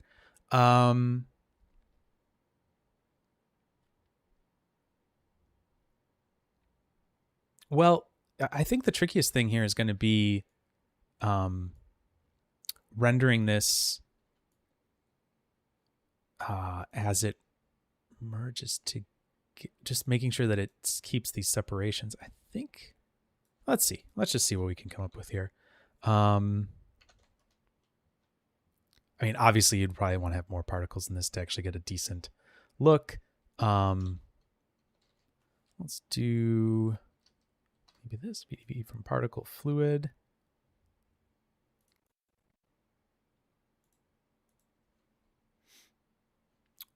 Particle separation.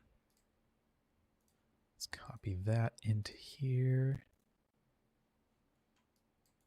Yeah, see, that's kind of what I was worried about.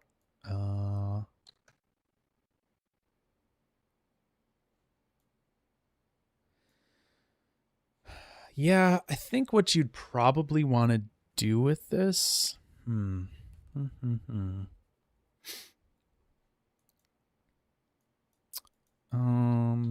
particle fluid surface. I'm just curious how this would react. If it would be any better.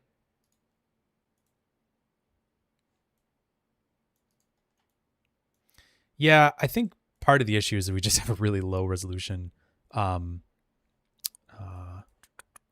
What do you call it? Fluid here. So pretty.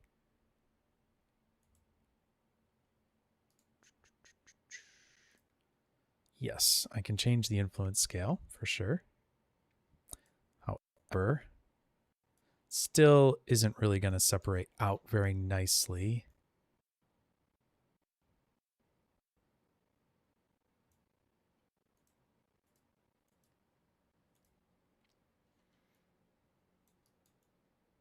Yeah. So I think what you might want to do with something like this is actually like cache these all out like as separate passes, like in a for each loop, maybe, instead of doing it this way. Like take each phase and mesh them separately. Like I feel like that would be a much better way of doing this. Certainly changing this down to like, I don't know, maybe 1.5 or something.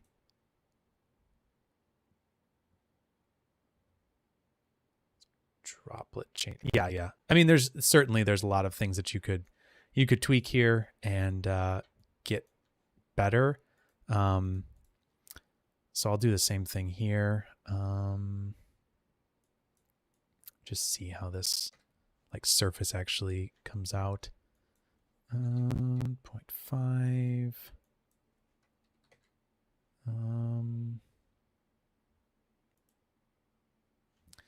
Yeah, I mean,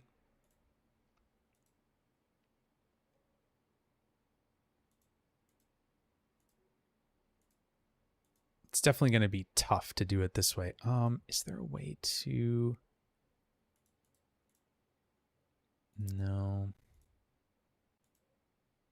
Just wondering if there's a way to pull out those separate pieces. I don't think there is.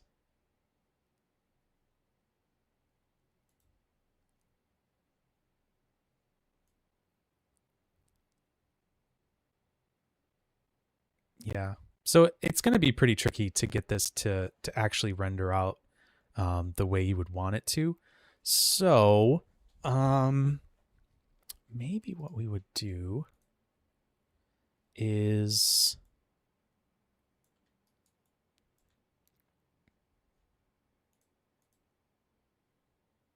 Yeah, that's what I'm thinking. A for each loop is definitely where I'm going to go with this.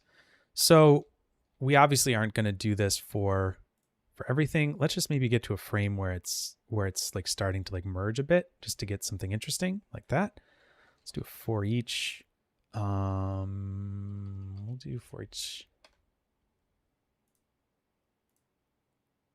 Oh, actually, no, not connected piece. For each.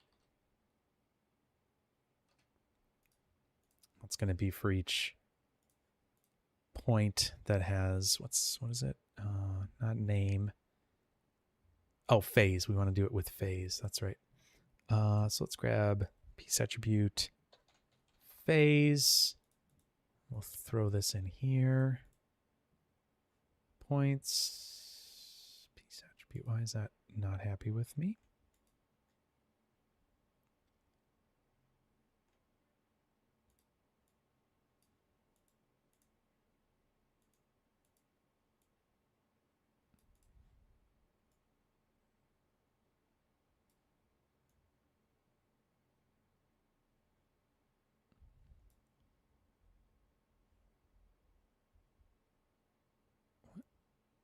Sorry, merge each iteration.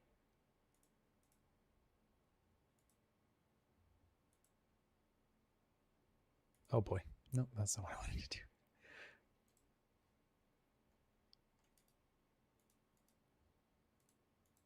Oh, okay. It just wasn't updating for some reason. Okay, cool. Let's take this. We'll throw that in there. Yeah, that works. Yeah, that's definitely what you'd want to do. So you'd have to cache that out, which would probably be a bit annoying. Like, because, I mean, it's not that bad, actually. I mean, yeah.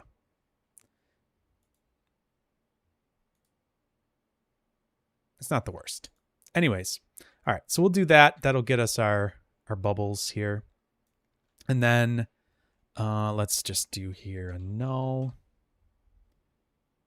And then we'll say out.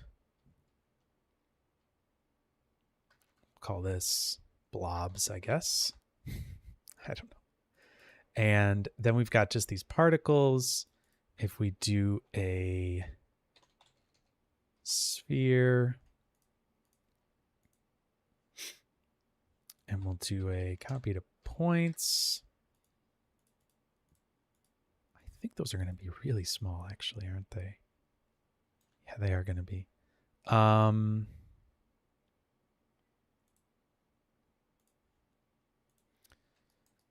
So let's take this, because this has a piece scale on it, and let's do an attribute adjust float. We'll add some noise into that. Wow, too much. And we'll just give this a little bit of noise here so we get some randomization. Maybe 0.01, something like that. If you change the element scale here, we'll get some more. Actually, you know what? We could just do random. That's fine. It's not going to really matter. Okay, cool. And we'll call this out. Beep boop. I gotta look into that. I don't know what that's all about. That's the funniest thing. Okay, so we've got our blobs, got our bubbles. Yeah, cool. I mean, those probably could be more random, but whatever. They'll do the job for now. All right. Off we go to Solaris. Lop network.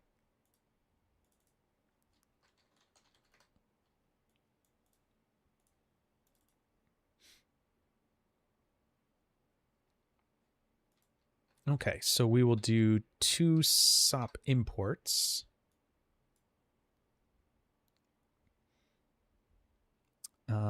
We're going to call this, let's see, let's grab the blobs. We'll call these fluid blobs maybe. And we'll put these under geo. So we'll have geo fluid blobs there. And we'll just merge those in so we're not getting that little error. Basically what that's doing is it's writing this geometry into the current SOP layer that's being made in Solaris. Solaris makes a bunch of layers. So it's basically just it's just telling it like, don't worry about this needing to be saved somewhere else or managed or whatever in some special way. We're just going to merge it in, just kind of get everything going that way. I'm going to pull this down and we'll call this fluid bubbles. And we'll just grab the other one. And we should, if we look inside of this, there's the bubbles. Cool. Great. Not going to be perfect, but it'll work for now.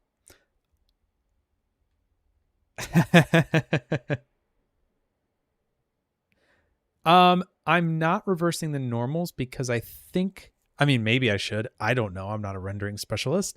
But I think what you can do is you can use nested dielectrics, and I'm pretty sure that'll work with it. Maybe. I don't know. Maybe not. I have literally no idea. But we'll see. That's the fun of this. All right. So we've got those two. Let's do karma. Physical sky, I think. And let's grab a camera. Oh, I can just do a camera over here. Sorry. If you do a camera in the viewport, it'll put the camera right where you are in the viewport. So, and these handles are really nice. I don't know if you've ever used them, but they're nice. I like them.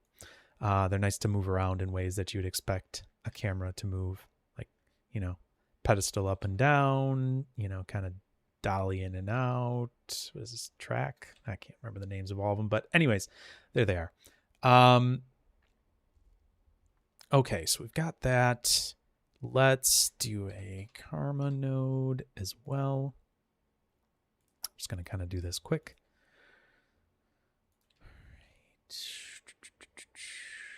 Let's just see.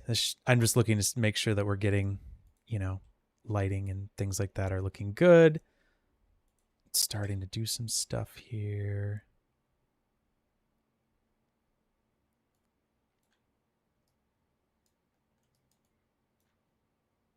Okay. So, I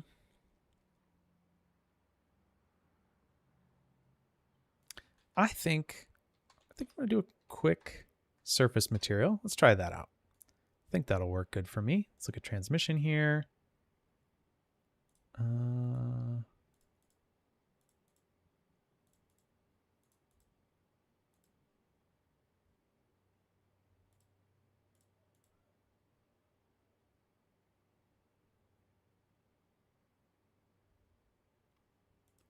Dang, is that really not? Let me see here. Material library.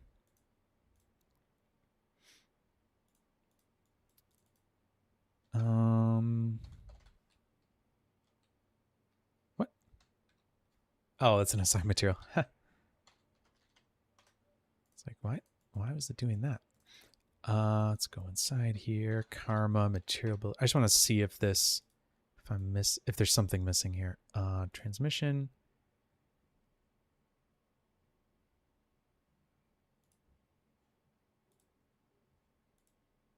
Where is that?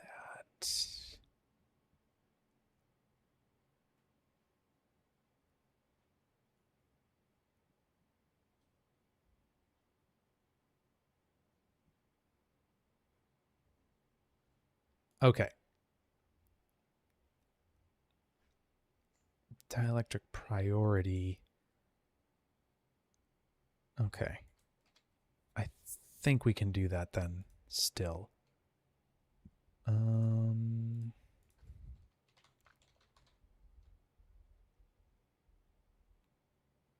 Yeah, we're gonna put some bubbles in here. There already are bubbles in there technically.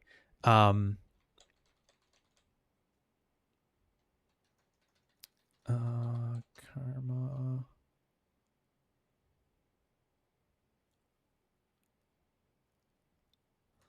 Oh, is this what we want? Render geometry settings. Yeah, okay, that's what we need. Render geometry settings. Perfect. So we can set that after the fact and just get that dielectric priority. That's what we need. So, okay, in here, there is a, where is it? I just saw it under shading. There's a dielectric priority. Can't remember exactly how that works, but we'll play around with that. All right, so we got our quick surface material here. And I'm just going to do an assign material as well. Make a duplicate of this. And we'll call this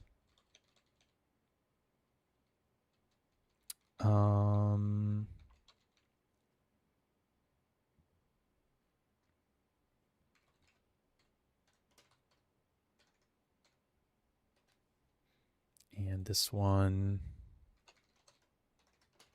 bubble mat, something like that. So that's putting those in their materials like so. We'll assign those real quick. We'll do 2 assignments. We'll get the blobs here, bubbles here. You could also use material linker. I just know this method, so I'm just doing it kind of quick. There's that. Let's set this up pretty high, maybe. I think if we go all the way, will we still? All right. Sorry, I'm not a shading person, not great at it. So, oh, there. What did I just do?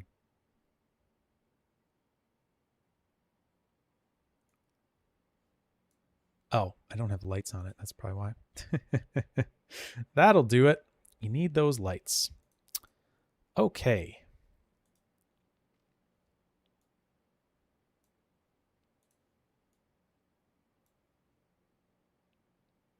Oh, it's already sort of working.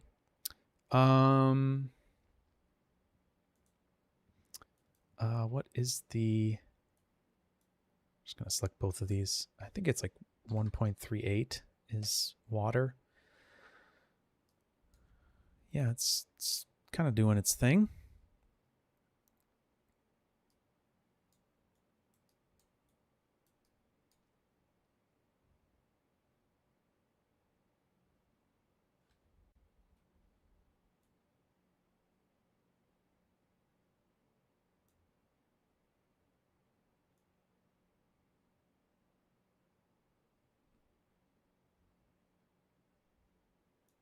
could also, instead of the Karma physical sky, we could do a dome light and grab one of the inbuilt HDRIs. Maybe this one? Yeah, that does look fun too. Maybe up the exposure just a little bit. Split the difference. All right, so let's do this. We're gonna need 2 of those for these different primitives. So let's grab the blobs, and then for this one, we'll grab the bubbles, and I'm just going to twirl these up. So we only need the shading section.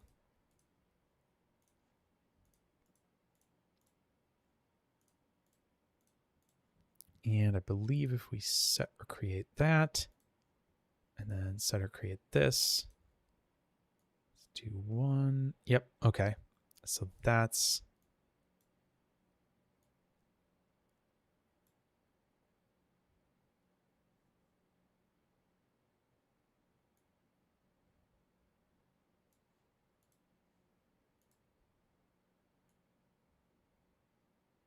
interesting. I thought we needed to change those to make it better, but it seems to be handling it fine. That's weird. I mean,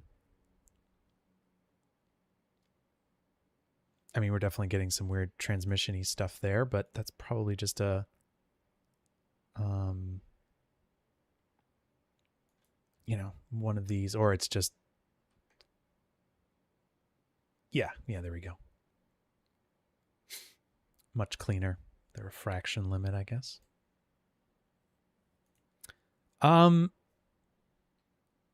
Yeah, so kind of interesting there. Let's see, what if we change this to like a little bit of a off color? Can we get something interesting out of this?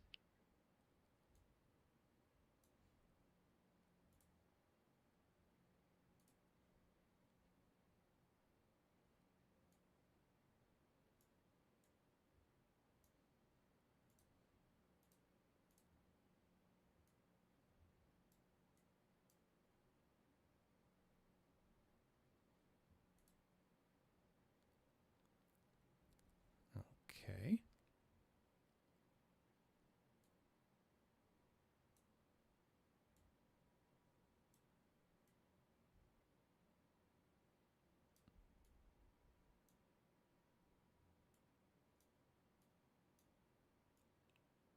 Can never remember how this works. Why am I not getting a color here?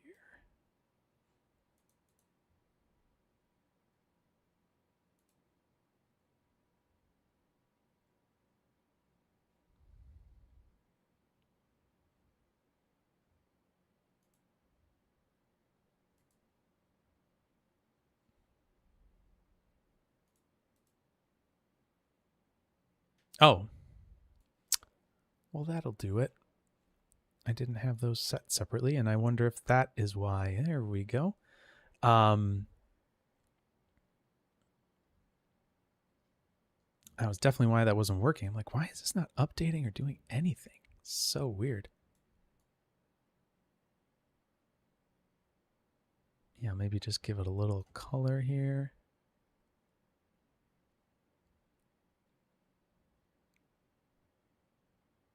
Yeah, that looks kind of cool. A little something different. And I could probably copy that, paste the values.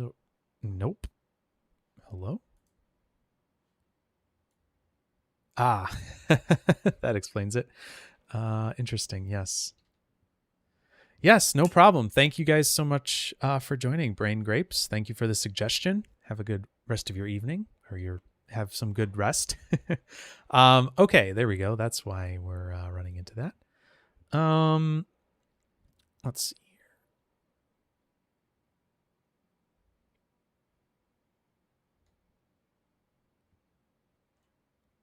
Yeah, something like that.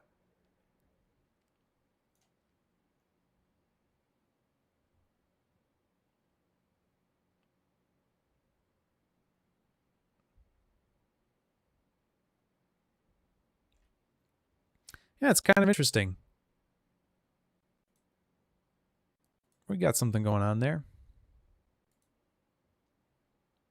I can't believe how quick that actually is to render. It's not as slow as I was thinking it would be. Kind of cool. I mean, not to render, but to like process that and like update. Like, it's not the slowest thing in the world. Cool. Now, I mean, obviously to get a better render, you would use more particles. You know, you would do a few other things there. Let me just set this back.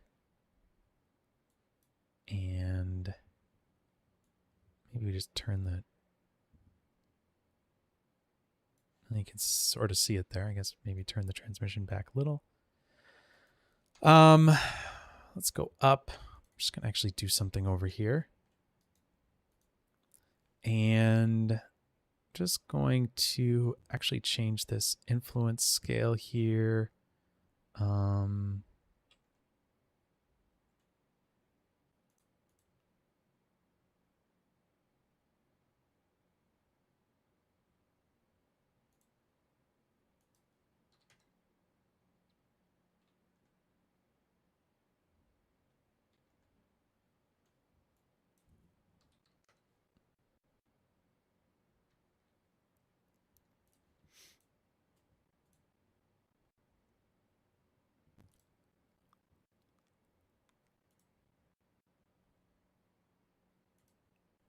Going to do a smooth on this maybe as well. Not that it's really going to make too much of a difference. Okay, so let's do that. Go back over here. Hit XPU. Cool. Maybe a little smoother. So the nice thing about doing that in that for loop is that, yeah, that's pretty fast. Definitely excited about that. That's cool. I mean, obviously if you do that and turn some of those smoothing settings on, it's going to take a little longer, but not bad. Not bad at all. So yeah, I mean, more particles in the simulation would certainly help. Doing some, you know, better filtering and smoothing and things like that. You know, there's some other things that would certainly help with this as well. Being better at lighting and rendering and things like that wouldn't hurt. You know, but kind of neat. Got something interesting going on there. Kind of cool from that side too.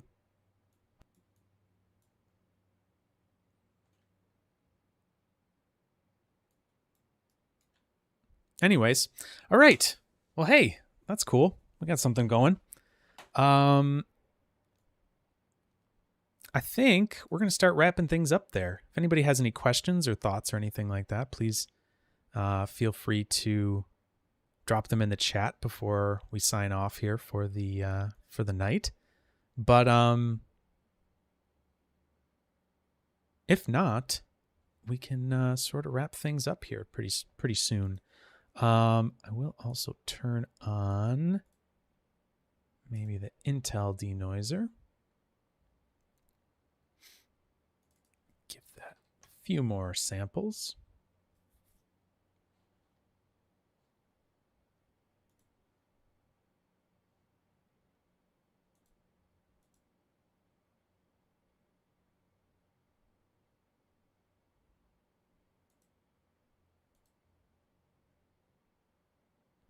Let's see what that looks like in the final. All right, Tom. Good night, sir. Thank you. I'd love to hear about that information if you end up finding out. That'd be really cool to hear. So, for me though, I think I'm going to be. Oh, actually, you know what? I'm going to do one more thing before I sign off here. Change this to HD so we can all see it look a little nicer. Cool. All right. Oh, we got a question there. Need opinion about caching on workstation.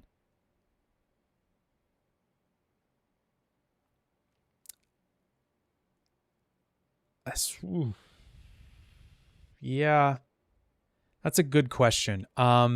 So right now I have physical, spinning discs in my computer that are in a RAID array that I save out all my sims onto, if that's what you're talking about. However, I'm not sure that that's what I would do going forward. I have about 12 terabytes internally, and I think what I would probably do in the future would be look for a way to maybe do that with NVMe drives, M.2 drives. Be careful with that too. If you're ever buying M.2 drives, there are NVMe and there are non-NVMe drives, and the speed difference is there. So just be mindful of that when you're buying them. You might see a price, be like, wow, it's a great price for an M.2, and it just might be that it's a way slower drive than you pay, $30 more and you get like double the speed or whatever. So just, be mindful of that. But what I might do is RAID together some of those drives in the future. That might be a better path to get those speeds, or maybe smaller SSDs that are RAIDed together might be another path to go there as well. Yeah, thanks everybody. So, okay, your question is a good amount, I think, for work and caching. So I have 12 terabytes here that I use. I mean, I haven't filled it up yet. And now granted, I'm not doing like a ton of work on this machine, but I've had this for like 3 years and my wife uses it and like I use it and stuff. So, yeah, that's my 2 cents. I mean, it depends on how many like huge sims you're doing. If you're doing huge sims all the time, I mean, yeah, you might want a bunch of terabytes for that. If you're doing like smaller stuff like this, you're not going to use a ton. But if you are doing a lot of like big sims, do you need it all? Yeah, no problem, Zach. Thanks so much for joining. Do you need it all online and ready for you forever, for all time, and save it all there? Those are questions you kind of have to ask yourself. And so that would be something I would certainly think about, is like, what's your online needs versus your, just on a hard drive in your office or stored. Think about backups and things like that as well.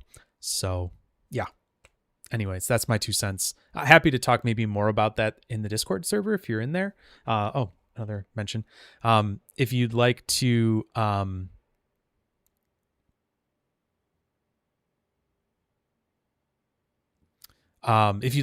the Discord server, HoudiniHangout.com has a invite link there. You can join up with it. Maybe you're saying you never feel like 12 terabytes is enough. I'm not sure if that's what you mean.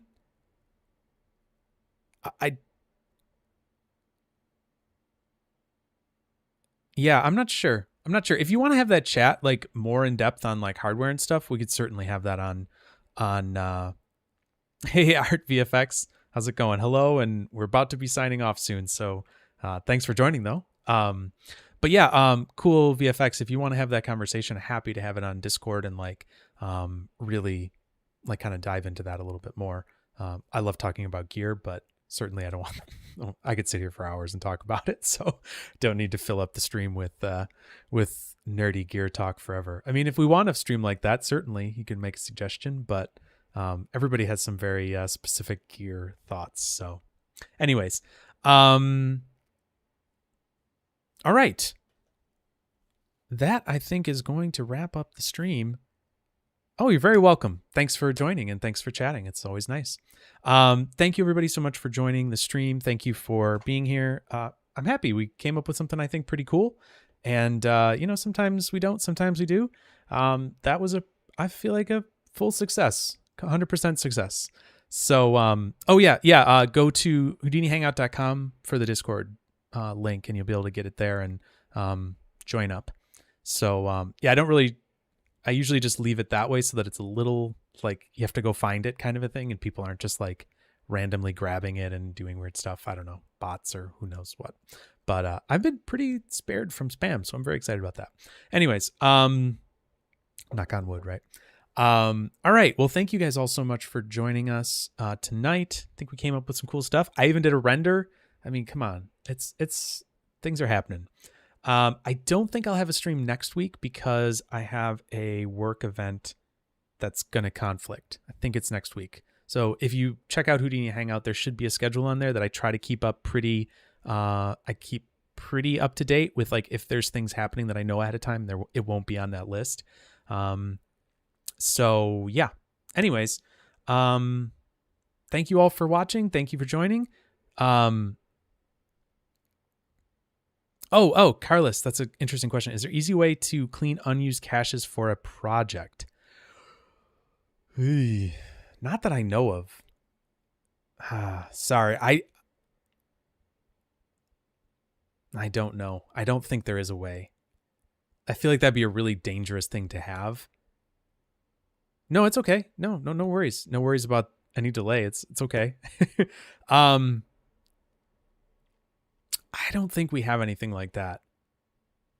Honestly, you could ask support about that. They might be able to find that information out or know that information pretty quickly. I know it's kind of a silly thing to ask support, but oh, sorry, man. Sorry you joined in the last minute. Well, you can always go back and watch it. It's live. It's recorded, so you can go back and watch. But yeah, sorry, we're ending.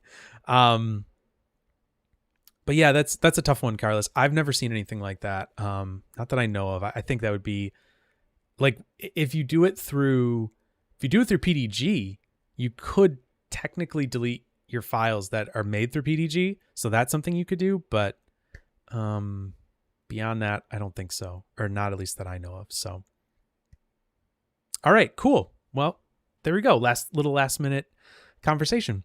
Great. Well, thank you everybody for joining. Thanks for being here. I'll be over at, I'm in the Discord server for as often as I can be. I've been pretty busy with work stuff right now, so I've been trying to keep that up as much as I can. But there's been lots of good conversations there. So yeah, you're welcome, Carlos. But anyways, hope to see you all maybe next time, not next week, but I think the week after. And yeah, should be fun. We'll see what we get up to then. But thanks everybody for joining, and have a great rest of your night, day, whatever time of day it is. Have a good one, everybody. Bye.